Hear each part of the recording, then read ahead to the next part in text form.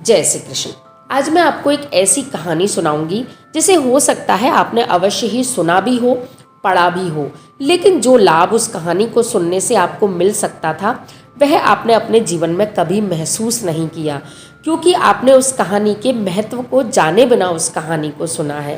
तो जब भी हम कोई कथा, भजन, मंत्र इत्यादि के महात्म्य को जाने बिना उसे यूं ही सुनते हैं तो उसका संपूर्ण लाभ हमें अपने जीवन में नहीं दिखता। इस कहानी को सुनने से जो लाभ मिलता है पहले मैं वह आपको बताऊंगी ताकि आपको कहानी सुनने में रुचि आए। इस कहानी को सुनने से कभी भी व्यक्ति पर नेगेटिव एनर्जी, जिसे आप भूत प्रेत या कुछ भी गलत तंत्र इत्यादि के रूप में जानते हैं, उनका असर नहीं होता है, क्योंकि इस कहानी के उपनायक राक्षस राजा हैं। दूसरा लाभ, इस कहानी में माता लक्ष्मी भी आती हैं, तो धन समृद्धि देने वाली यह कथा है।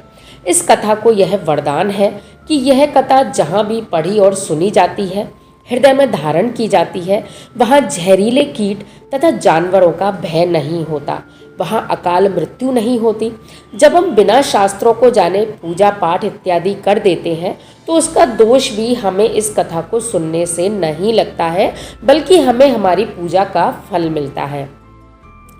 कहीं मायके से नहीं बनती है, या भाई बहनों में प्रेम नहीं है, या दाम्पत्य जीवन में मधुरता नहीं है, उसको भी यह कथा देती है।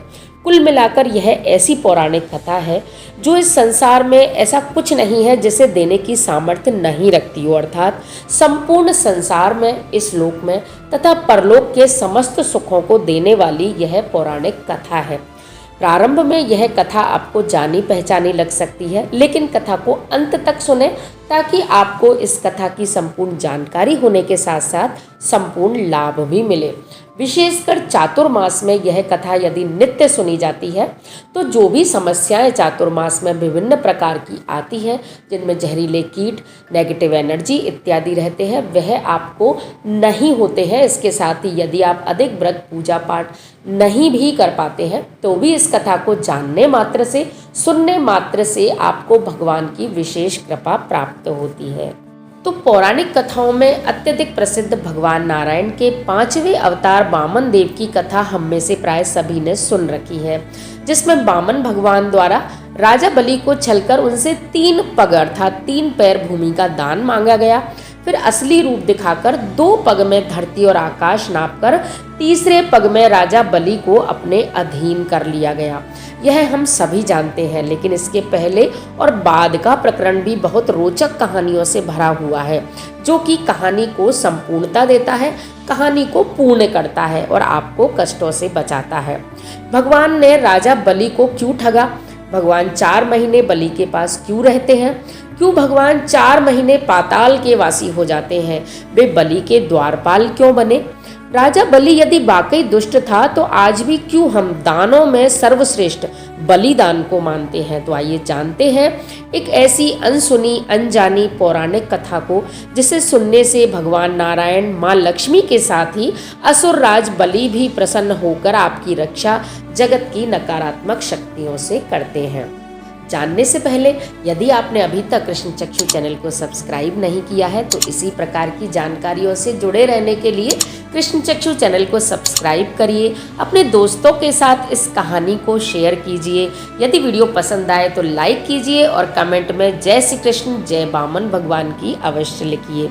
तो राजा बलि भक्त प्रहलाद के पौत्र थे। वे राक्षस कुल में उत्पन्न तो हुए थे, लेकिन उनके भीतर भगवान के प्रति श्रद्धा, गरीबों के प्रति दया का भाव था। वे नित्य इतना दान करते थे कि उनका नाम ही बलिदानी पड़ गया था। उनके पुण्यों के प्रताप से राक्षस कुल व नकारात्मक शक्तियां बलवान होने लगी। राजा तो सबका हित चाहते थे, लेकिन उनके सेवक, उनके साथी संसार में अपनी दुष्ट शक्तियों का आधिपत्य चाहते थे और इस बात को सभी देवता जानते थे। इसलिए उन्होंने राजा बलि से कहा, सम्राट, हम आपको इंद्र के रूप में देखना चाहते हैं, क्योंकि इंद्र की पुरी अमरावती रत्न व श्रेष्ठ नारियों तथा अमृत से भरी है।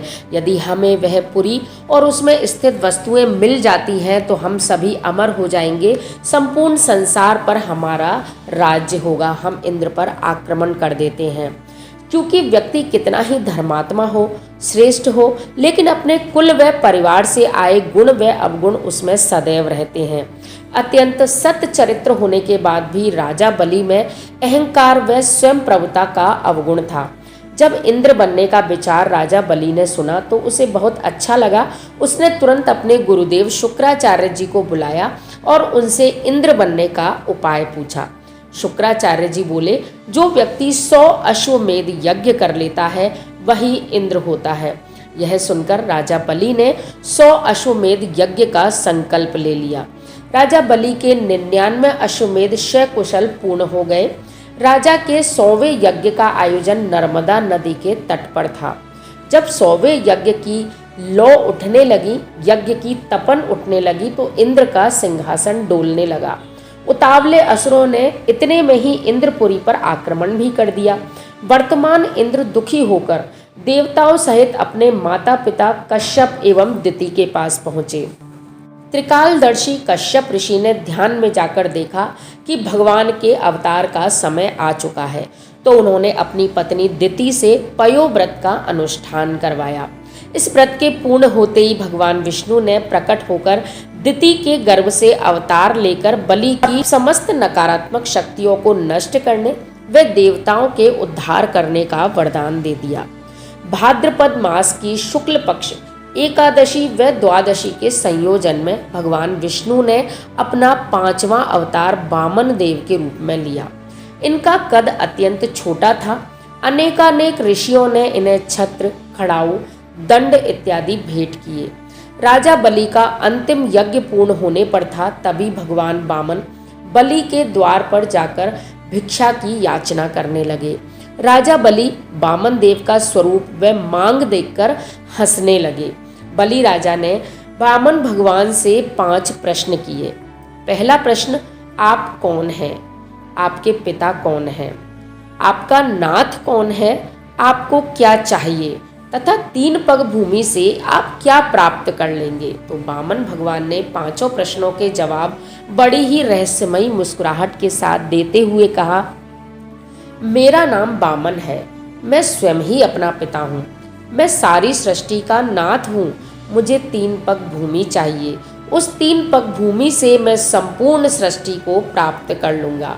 वामन देव के निर्भीक व रहस्यमयी उत्तर सुनकर राजा बलि ने अपने गुरु शुक्राचार्य को बुलाकर 3 पग भूमि का संकल्प करना चाहा। तभी दैत्य गुरु शुक्राचार्य ने राजा बलि को भगवान वामन की वास्तविकता बता दी कि यह कोई वामन नहीं है, कोई मांगने वाला ऋषि नहीं है, यह छली विष्णु है, जो संसार की समस्त देव शक्तियों में सकारात्मक ऊर्जाओं की रक्षा के लिए वेश बदलकर आता है। यह तुम्हारे मनोरथ को पूर्ण नहीं होने देगा। लेकिन परम भक्त बलि ने कहा, गुरुजी, मैं दान का वचन दे चुका हूँ और मेरे लिए इससे अधिक सौभाग्य क्या होगा कि आज मेरे सामने ब्रह्मांड नायक हाथ फैला रहा है, जो सबको देता है। मुझे उसको कुछ देने का मौका मिल रहा है।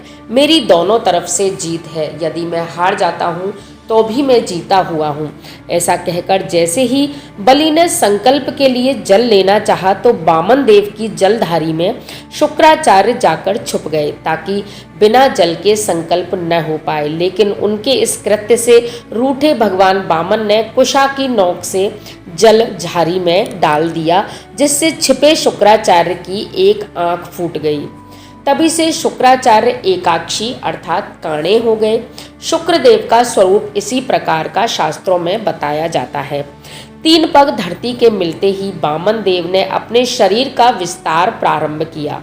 प्रथम पग में संपूर्ण पृथ्वी लोक को, दूसरे पग में स्वर्ग लोक को नाप लिया। फिर पूछा, बलि राजा, अब बताओ तीसरा पग कहाँ रखूं? श्रद्धा भाव से बलिराज ने अपना सिर वामन देव के चरणों में रख दिया। पग रखते ही राजा बलि पाताल में धंसते चले गए। उनके साथ ही पाताल में चली गई समस्त नकारात्मक शक्तियां, भूत, प्रेत, राक्षस, जहरीले जीव, रत्नों के अनेकों भंडार। भगवान नारायण ने राजा बलि के इस बलिदान का बदला चुकाने के लिए वरदान देने की सोची। वे पुनः राजा बलि के पास गए और कहा, राजन बोलो, मैं तुमसे अत्यंत प्रसन्न हूँ। मैं बामन के रूप में हूँ। मेरा यजमान अपने दान से मुझे संतुष्ट कर चुका है। मैं वरदान देना चाहता हूँ। बलिराज मांगो। तब राजा बलि ने कहा, प्रभु आप सदा इस पाताल लोक में मेरी रक्षा करें, मेरे पहरेदार हो जाएं। प्रेम के वशीभूत बामन देव ने तथास्तु कह दिया तथा बलि के पहरेदार हो गए। साथ ही राजा बलि के दान को सर्वश्रेष्ठ बताकर बलिदान को समस्त दानों के ऊपर स्थान दिया। जब बहुत समय तक भगवान विष्णु बैकुंठ नहीं पहुँचे तब माता लक्ष्मी को चिंता होने लगी। माता लक्ष्मी को नारद जी ने बताया कि भगवान प्रेम के वशीभूत होकर पहरेदार बनकर पाताल में बलि के द्वार पर खड़े हैं। तब अपने पति को छुड़ाने के लिए माता लक्ष्मी एक स्त्री का रूप धरकर पाताल जा पहुंची। राजा बलि जिस सरोवर में स्नान के लिए जाते थे उस रास्ते में बैठकर रोने लगी। तब राजा बलि ने माँ लक्ष्मी से रोने का कारण पूछा। तब माँ लक्ष्मी ने उन्हें बताया कि उनका कोई नाथ नहीं है। तब राजा बलि उन्हें बहन बनाकर अपने घर ले गए। कहते हैं तभी से राखी का त्योहार मनाया जाता है। इस बलिराज तथा माँ लक्ष्मी की कथा को जो भी सुनता है उन भाई बहनों में अत्यंत प्रेम रहता है। इसके साथ ही दोनों सदैव समृद्ध रहते हैं। जब राजा बलि ने माँ लक्ष्मी से भेंट मांगने को कहा तो माँ लक्ष्मी ने पहरेदार के रूप में खड़े अपने पति भगवान विष्णु को मांग लिया। तब राजा बलि प्रेम विवल होकर रोने लगे।